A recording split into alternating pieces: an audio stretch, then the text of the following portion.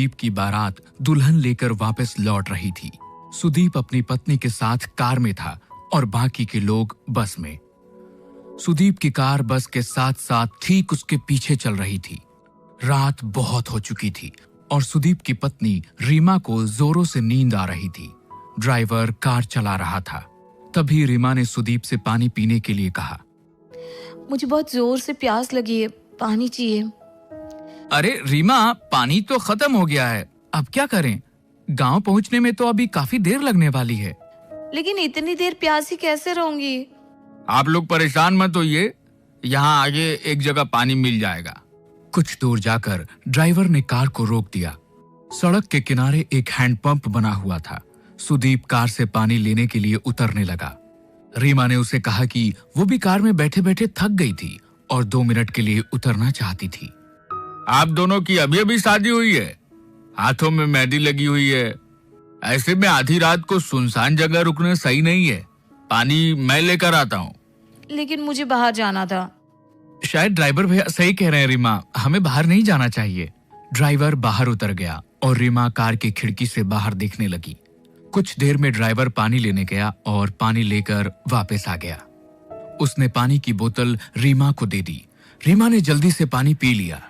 लेकिन इस बीच में बारात की बस जो अब तक आगे आगे चल रही थी वो दूर निकल गई और रीमा, सुदीप और ड्राइवर उस सुनसान रास्ते पर अकेले रह गए। ये देख सुदीप ने ड्राइवर से कहा कि वो कार को थोड़ा तेज चलाए ताकि बस के पास पहुंचा जा सके। ड्राइवर ने सुदीप की बात को मानते हुए कार को तेज चलाना शुरू कर दिया। लेकिन काफी देर के बाद भी कार बस तक नहीं पहुंच पाई। भैया 1 घंटा हो गया लेकिन अभी तक कहीं बस नजर नहीं आ रही है। इतनी दूर तो नहीं निकली थी, आखिर हो क्या रहा है? तभी रीमा की नजर सड़क के किनारे एक हैंडपंप पे पड़ी। उसने देखा कि ये वही हैंडपंप था जो कुछ देर पहले रास्ते में आया था और जहां से उन लोगों ने पानी लिया था, क्योंकि उस हैंडपंप का भी हैंडल टूटा हुआ था। ड्राइवर भैया अब गलती से कार वहीं लेकर आ गए हैं। हाँ, मुझे भी ऐसा ही लग रहा है, लेकिन ये सब हो क्या रहा है? वो देखिए, हैंडपंप के पास कोई है, उससे पूछ लेते हैं। सुदीप, रीमा और ड्राइवर ने देखा कि एक बूढ़ा आदमी हैंडपंप से पानी भर रहा था। आप हमें यहाँ से रामपुर जाने का रास्ता बता सकते हैं? रामपुर तो 2 किलोमीटर पीछे छूट गया, तुम लोग वापस जाओ। नहीं, ऐसा नहीं हो सकता, हम वहीं से आ रहे हैं, वहाँ रामपुर गांव नहीं है।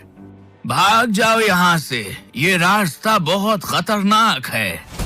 यहाँ एक छलावा घूमता है, अगर तुम उसके चक्कर में फंस गए तो कभी यहाँ से बाहर नहीं जा पाओगे। ये सुनते ही ड्राइवर, सुदीप और रीमा बुरी तरह से डर गए। सुदीप वहां से कार लेकर निकला, लेकिन काफी देर हो गई और वो लोग उसी रास्ते पर घूमते रहे। अब उनको समझ आ गया था कि वो छलावे में फंस चुके थे। तभी रीमा ने धीरे से सुदीप के कान में कहा, किसी भी बहाने से हमें इस ड्राइवर को कार से उतारना होगा और कार तुम्हें चलानी होगी। लेकिन ऐसा क्यों? क्योंकि ये ड्राइवर ही कार से बाहर उतरा था और उसी वक्त छलावे ने इसे पकड़ लिया होगा। अगर हमने इसे यहीं छोड़ दिया तो हम बच सकते हैं। सुदीप रीमा की बात मान लेता है और ड्राइवर को कार रोकने के लिए कहता है। उसके बाद सुदीप खुद भी कार से उतर जाता है और ड्राइवर को बाहर आने के लिए कहता है। ड्राइवर बाहर निकलता है और सुदीप उसे धक्का देकर खुद गाड़ी में बैठ जाता है। सुदीप और रीमा वहां से भाग निकलते हैं। कुछ दूर जाने पर उन्हें अपनी बारात वाली बस नजर आती है। तुम ठीक कहती थी रीमा, ये देखो हमारी बस नजर आ रही है। अच्छा हुआ उस ड्राइवर को वहीं फेंक दिया। बिल्कुल ठीक कहते हो तुम। अब हमें ये कार छोड़कर सब लोगों के साथ बस में बैठ जाना चाहिए। सुदीप कार को बस के आगे रोक देता है और वे दोनों अपने घर वालों के साथ बस में बैठ जाते हैं। बस आगे बढ़ने लगती है। थोड़ी देर बाद सुदीप की नजर बाहर हैंडपंप पर पड़ती है। ये वही हैंडपंप था जिसके पास से वो पहले 2 बार गुजर चुके थे। अब सुदीप को समझ नहीं आ रहा था कि ड्राइवर तो वहीं रह गया, फिर आखिर ये छलावा उसे अब भी क्यों हो रहा था? सुदीप ने ये बात अपने रिश्तेदारों को बताई। हम सब लोग एक छलावे में फंस चुके हैं, इससे बाहर कैसे आना है कोई नहीं जानता। लेकिन बेटा, ये छलावा होता क्या है? पापा, जब कोई इंसान एक्सीडेंट में मर जाता है तो उसकी आत्मा ऐसे सुनसान रास्तों पर भटकती रहती है। और लोगों के सामने ऐसा भ्रम पैदा करती है कि वे आगे बढ़ रहे हैं, लेकिन वो उसी जगह पर घूमते रहते हैं। हम कभी अपने गांव रामपुर नहीं पहुंच पाएंगे। सुदीप की बात सुनकर सब लोग बुरी तरह से डर जाते हैं। तभी रीमा उठकर खड़ी हो जाती है। उसे बस की खिड़की से अब वो ड्राइवर नजर आ रहा था। रीमा ने इस बारे में सब लोगों को बता दिया। सब लोगों को लगा कि वो जितना ड्राइवर से बचने की कोशिश करेंगे उतना ही फंसते चले जाएंगे। इसलिए उन्होंने बस को रोका और ड्राइवर को बस के अंदर बुला लिया। इस छलावे से हम कभी बाहर नहीं निकल पाएंगे अगर हमने उसे अपने से दूर नहीं किया। तुम ही वो छलावा हो, इसलिए अब तुम्हें मरना होगा। अपनी जान बचाने के लिए खत्म कर देंगे। ऐसा कहते ही सुदीप और उसके पापा मिलकर ड्राइवर को मार देते हैं। कुछ ही देर बाद वो अपने गांव रामपुर पहुंच जाते हैं। वहां पर रीमा का स्वागत किया जाता है, लेकिन रीमा जैसे ही सिंदूर वाले पैर लेकर आगे बढ़ती है, उसके पैरों के निशान नहीं बनते। ये देखकर सब हैरान रह जाते हैं। बहू के पैरों के निशान क्यों नहीं बन रहे? इसका मतलब हमारी बहू के ऊपर कोई बुरी आत्मा का साया है।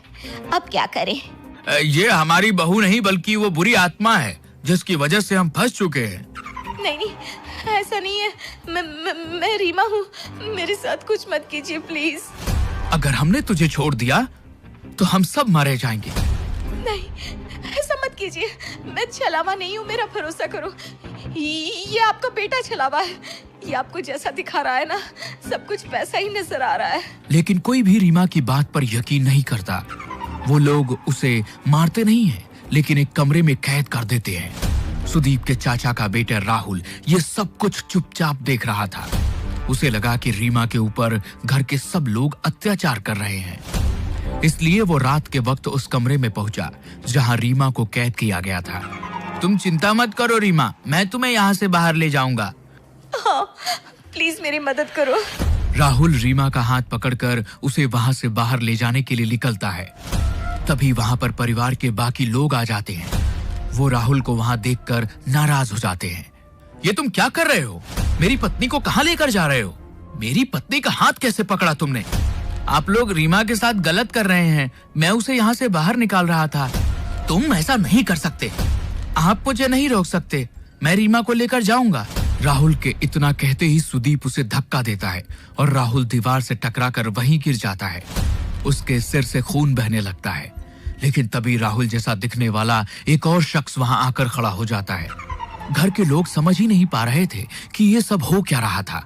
राहुल, तुम तो बेहोश हो गए थे। ये सब क्या हो रहा है?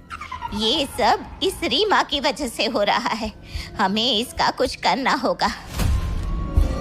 ठीक कहती हैं आप माँ। सुदीप आगे बढ़कर रीमा के बाल पकड़ लेता है और उसे खींचकर दीवार में धक्का देने की कोशिश करता है। रीमा झटके से दीवार से टकरा जाती है और तभी एक जोरदार चीख सबके कानों में सुनाई देती है। लेकिन यह चीख रीमा की नहीं बल्कि सुदीप की थी।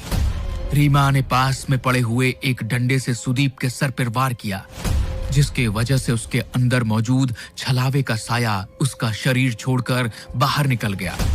सुदीप कुछ देर के लिए बेहोश होकर गिर पड़ा, लेकिन बाद में सब कुछ ठीक होने लगा।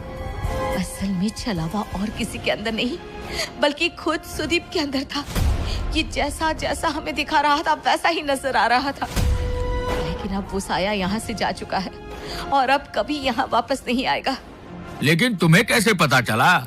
मुझे इस पर शक हुआ क्योंकि मैंने ही कहा था शायद ड्राइवर छलावा है और इसने उसे मार दिया। उसके बाद इसने मेरे पैरों के निशान गायब करके सबका शक मेरे ऊपर डाला।